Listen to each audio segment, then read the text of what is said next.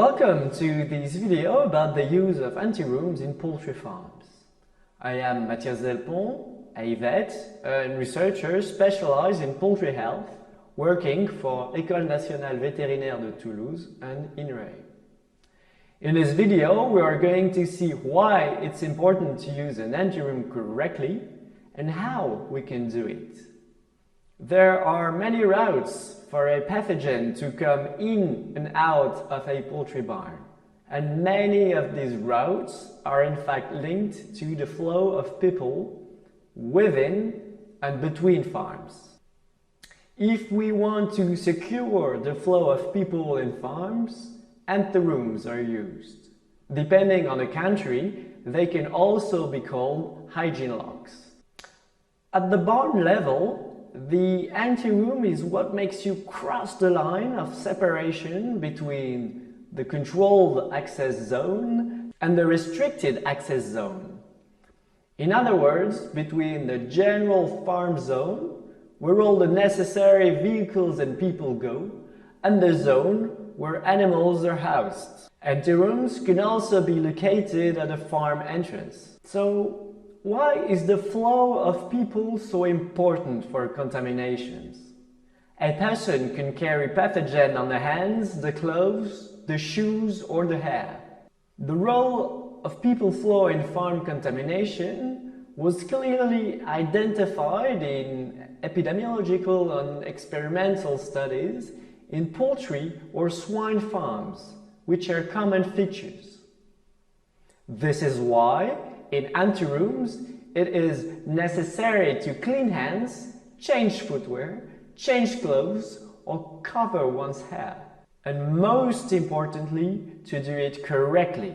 Correctly means in the right zone, but also in the right order. This is a pretty simple concept, but the order in which you do those can be much more complicated than anticipated when we look at all potential risks of contamination in the anteroom. If we want to have efficient practices, it is of the utmost importance to have designed a user-friendly anteroom. The easier it's used, the more likely we are to use it correctly.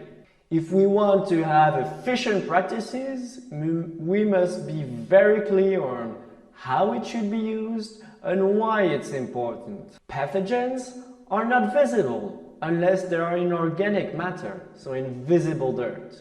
That is to say, feathers, fecal matter, or dust. And making pathogens visible will help us question the efficacy of our practices within the anteroom and also increase our risk perception about contaminations. There are some fluorescent powders which mimic the contamination and which may be used during formations on hygiene logs.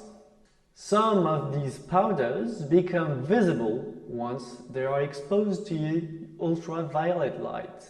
We decided to shoot videos with trial and errors and ask the people to find the mistakes and the causes of the contaminations. We also tried workshops where people tested their hand washing or boot changing techniques. These formations were quite appreciated by the participants because they said they had fun doing it.